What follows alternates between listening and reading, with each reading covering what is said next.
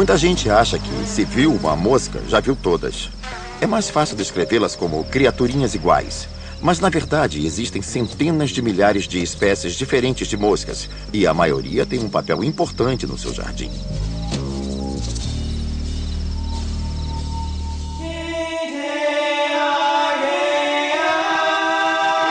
O mundo secreto dos jardins.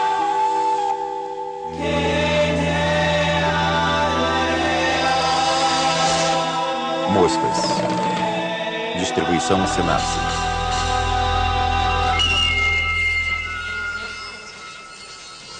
Normalmente as pessoas conhecem as moscas domésticas, mas existem centenas de espécies que parecem as moscas das nossas casas e que são importantes polinizadoras. Algumas são carnívoras e outras são predadores ferozes.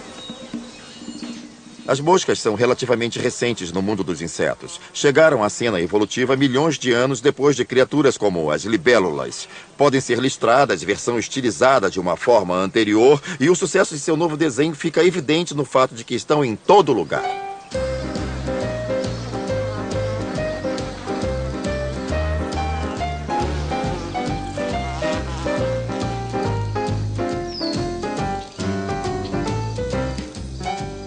A maior diferença entre moscas e a maioria dos insetos é que, ao invés de terem 4 asas do mesmo tamanho, as moscas têm apenas 2 verdadeiras asas.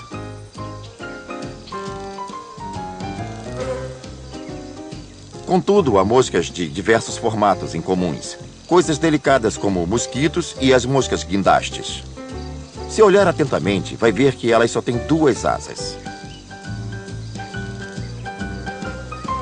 Menores ainda do que as moscas guindaste são as diminutas criaturinhas conhecidas como moscas das frutas.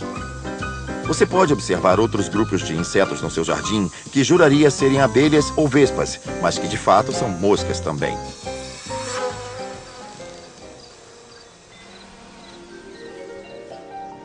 O motivo pelo qual as moscas causam tanto impacto no jardim é que elas são abundantes. E essa enorme quantidade de moscas está lá quase por uma única razão.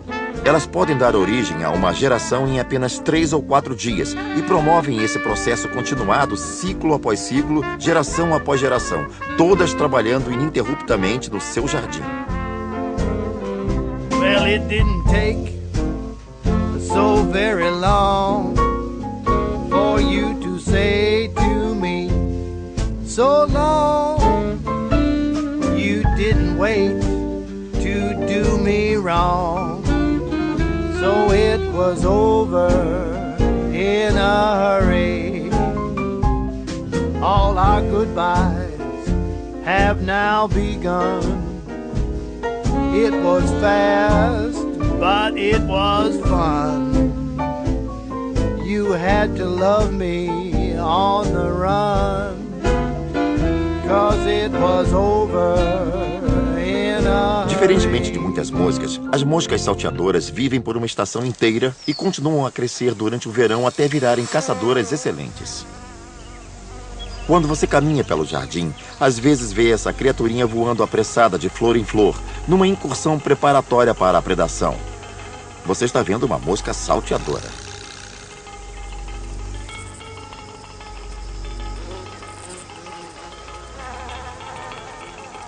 As moscas salteadoras, na verdade, são uma espécie que pode até se alimentar de outras moscas. São tão rápidas e fazem tantas manobras que conseguem agarrar outras moscas no ar. Guloseimas bem razoáveis. Aliás, conseguem agarrar quase todos os insetos. Não são seletivas. Se podem comer, abocanham.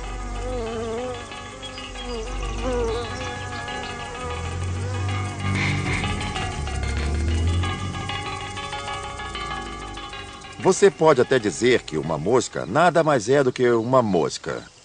Mas antes de matá-las a tapas, lembre-se de que nem todas são criadas da mesma forma. Algumas, como as moscas abelhas, moscas do pairo e mesmo mosquitos machos, são ótimos polinizadores.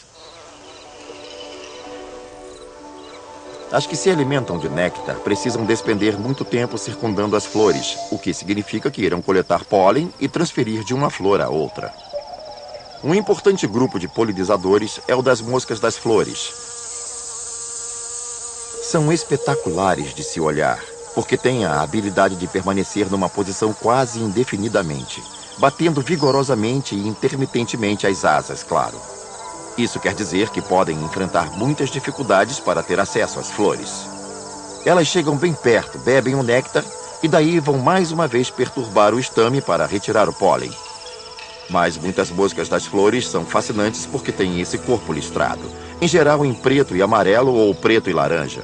Essa aparência lembra a coloração de advertência de abelhas ou vespas e permite que elas se movam entre as flores com impunidade para a predação. Algumas até produzem um zumbido que faz a imitação de abelha ficar mais convincente. Não apenas são polinizadoras importantes, capazes de visitar diversas flores, como também na forma de larvas, são importantes componentes do seu jardim, já que depositam ovos junto a colônias de pulgões, e as larvas das moscas das flores são vorazes comedoras de pulgões.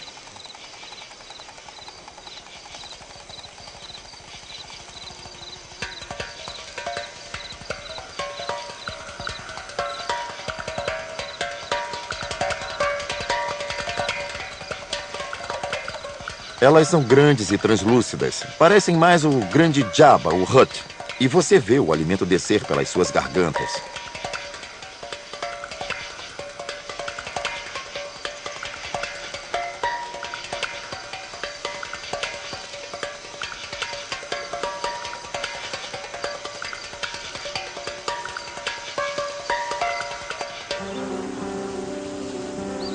Como são moscas e voam como loucas o tempo todo, gastam muita energia. Isto é, precisam visitar muitas flores.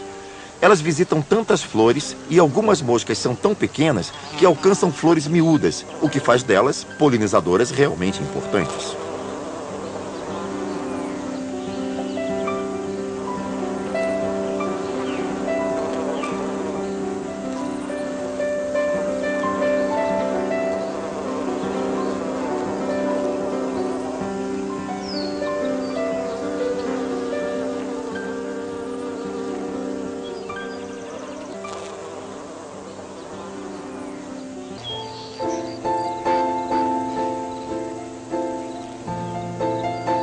Muitas plantas são pequenininhas demais para que abelhões ou abelhas comuns cheguem a elas. Por isso, elas dependem de um outro grupo de polinizadores.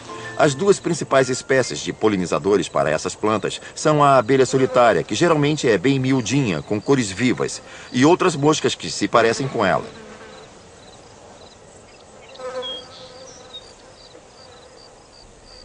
As moscas têm diferentes razões para visitar flores. Às vezes estão procurando alimento, e se forem predadoras, procuram insetos que estão se alimentando das flores. Moscas como a mosca-abelha estão procurando outra coisa. Elas querem o que a flor produz. Muitas estão atrás do néctar e pegam o pólen mais ou menos por acaso. Ao se alimentarem do néctar, quando o sorvem, roçam o abdômen ou as asas ou outra parte do corpo na parte masculina das plantas, o estame, capturando o pólen. E claro, quando chegam na flor seguinte, com os movimentos que fazem ao procurar o néctar, acidentalmente transferem o pólen. Muitas moscas têm um tubo que parece um canudo chamado probóscide, que usam para sugar o néctar. Moscas diferentes têm formatos diferentes de patas e probóscides, mas a intenção é sempre a mesma: sugar o máximo que podem e partir para a próxima flor.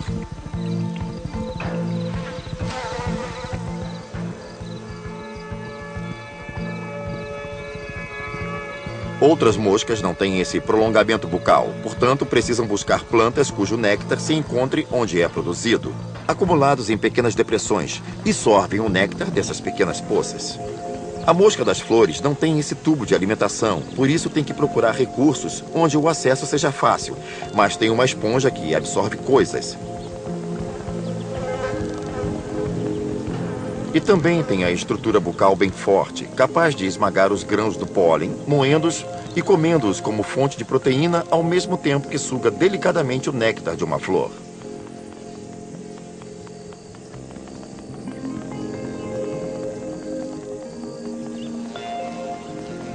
Muitas outras moscas não se alimentariam primariamente de néctar, elas se alimentam de pólen. E quando estão lá fora buscando pólen e se movendo de uma flor a outra, não podem evitar que polinizem as plantas simultaneamente.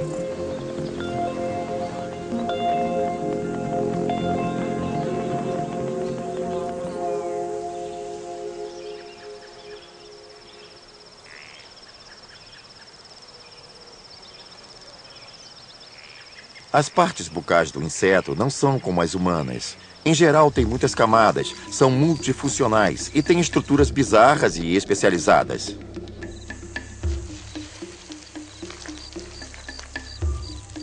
Algumas estruturas esmagam e moem, algumas rasgam e algumas perfuram.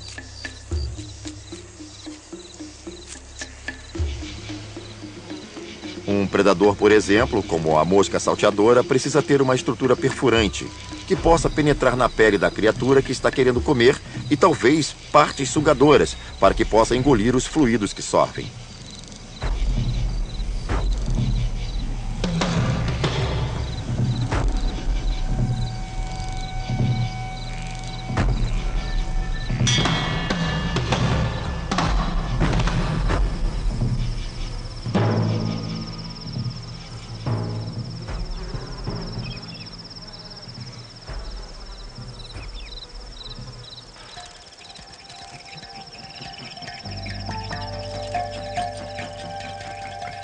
Moscas e larvas de moscas vivem nos lugares mais estranhos, em montes de estercos, fezes de cachorro e até embaixo d'água.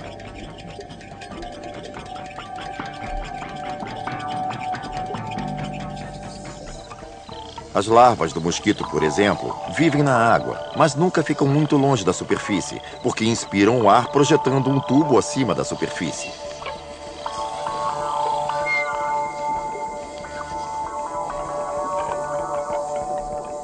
Para se alimentar, elas emergem e apreendem micro-organismos, enquanto tentam evitar que elas próprias virem comida. Isso perdura por 3 ou 4 dias quando elas finalmente emergem.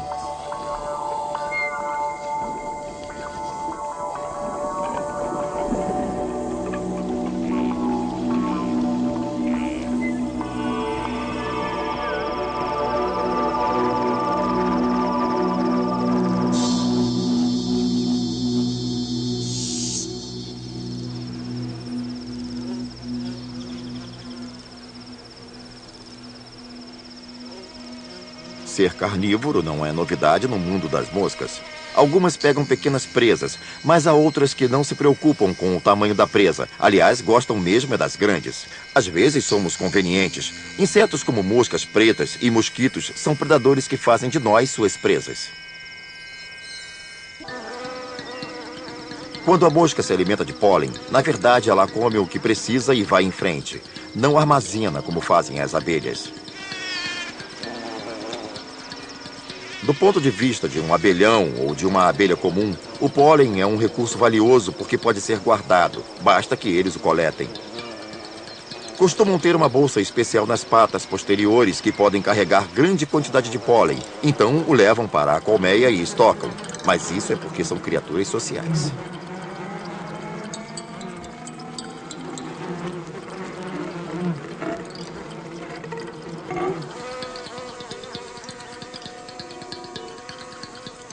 Moscas, contudo, são bastante solitárias. Não há indícios de ordem social no universo delas. Quando uma mosca come pólen, está cuidando de se nutrir apropriadamente para que, ao desovar, o ovo tenha o máximo de nutrientes necessários ao seu desenvolvimento. O lado negativo de serem polinizadoras é que elas se colocam no centro da atividade, na arena da vida, digamos assim, no jardim. As flores viram um local visado para os predadores. Então, quando essas criaturas vão coletar pólen e néctar, ficam sujeitas à predação. Todo tipo de criaturas, como as aranhas embusteiras e moscas salteadoras, por exemplo, que ficam aboletadas acima do solo, ao nível das flores, estão prontas para agarrar moscas desavisadas.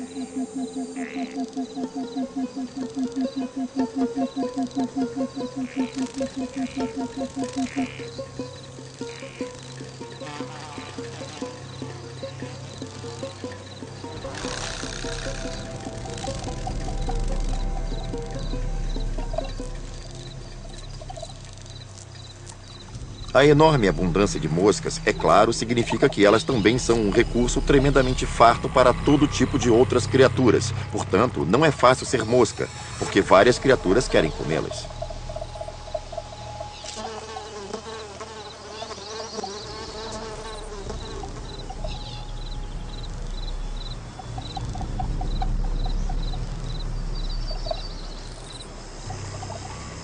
Esse zumbido que as moscas fazem é geralmente resultado do movimento das asas. Na verdade, espécies diferentes de moscas produzem sons em alturas diferentes, dependendo da rapidez com que batem as asas e do tamanho delas.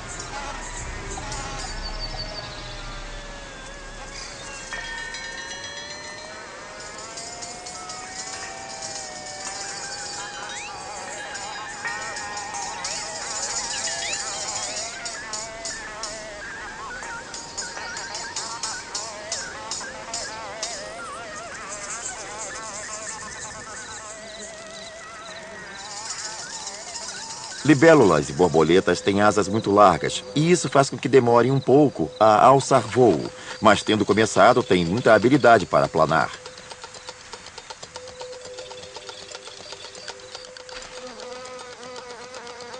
As verdadeiras moscas não planam, elas nunca planam. O método delas de voar é bem mais vigoroso.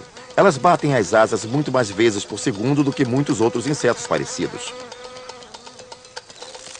Se você as comparar a uma libélula, verá que esta poderá voar mais rápido, mas demora mais a tomar velocidade. E qualquer um que já tenha tentado achatar uma mosca sabe que num milésimo de segundo pode perdê-la, vê-la voar e sumir.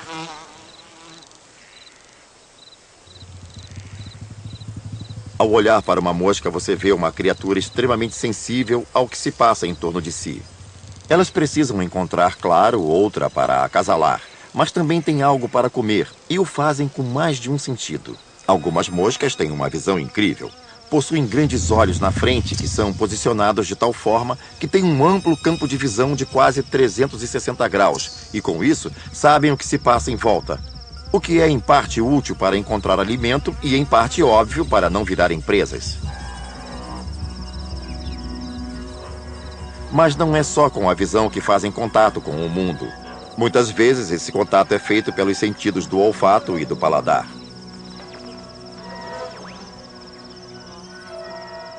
Para isso, elas usam quimioreceptores, estruturas muito sensíveis a todo tipo de química em forma de pelos espalhados por todo o corpo.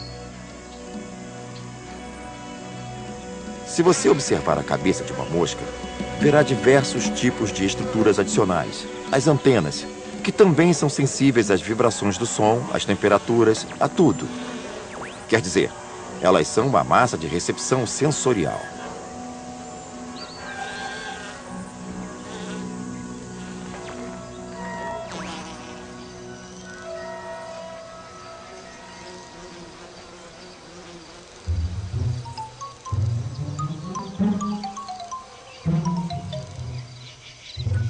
Ao contrário do que muita gente possa pensar, os insetos são um grupo bastante perspicaz. As moscas despendem uma boa parte do dia se alisando e se limpando. Nunca se sabe se alguém vai chegar com uma câmera. As moscas precisam manter seu aparato sensorial bem limpo, e isso inclui os olhos. Elas não têm olhos úmidos como as aves e os mamíferos, portanto, não têm pálpebras para fechar e umedecê-los. Então, precisam usar os pelinhos finos da ponta das patas para limpar a superfície ocular.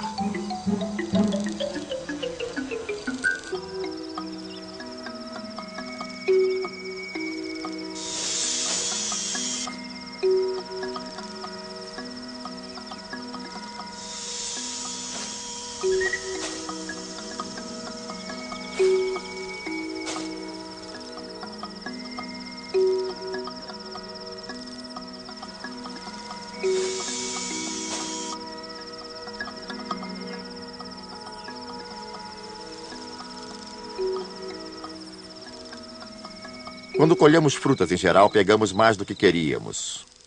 Quando a fruta está madura, a ponto de ser colhida, também é o momento certo para a mosca das frutas desovar dentro dela. Afinal, se frutas servem para alimentar você, também servem para alimentar a larva da mosca das frutas.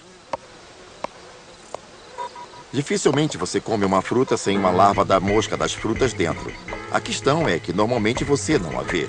E como dizem, o que os olhos não veem, o coração não sente. As frutas maduras geralmente contêm essas larvas, porque os estágios larvais já estavam no corpo dessa fruta bem antes de você a pegar. Quando finalmente emergem como moscas, um observador casual poderá pensar que essa mosca saiu do nada, quando de fato ela estava na fruta o tempo todo.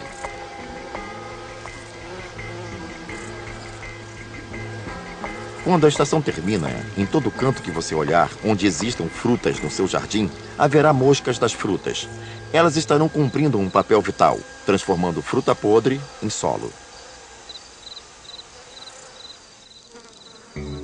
Elas também têm um papel importante como decompositoras. Eu não ia querer um jardim sem elas, senão, toda vez que alguma coisa morresse, eu teria que vê-la ali por muito mais tempo ou eu mesmo teria que retirá-la.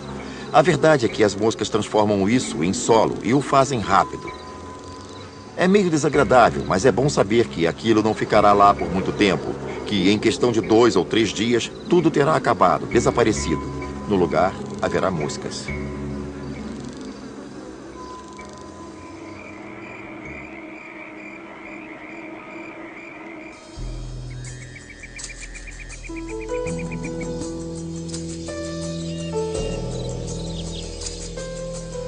Se você é seduzido pela agitação do mercado de negócios, tem que ser fascinado pelo mundo das moscas no seu jardim.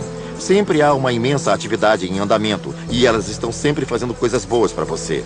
Elas fazem o seu jardim funcionar, polinizando as flores, controlando as pragas e transformando restos em solo. O que mais você pode querer além de um jardim cheio de moscas?